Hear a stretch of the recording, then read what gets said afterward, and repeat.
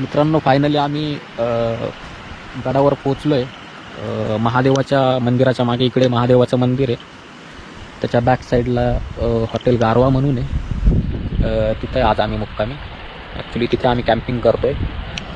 तुम्ही बघू शकता बाहेर वातावरण धुकं किती आहे, काहीच दिसत नाही. त्यामुळे बाहेर आम्ही टेंट न लावता आम्ही आतमध्ये टेंट लावला आहे हॉटेलमध्ये. हा आमचा टेंट आहे. इकडे शेकोटी केलेली आहे, थंडी खूप वाजते.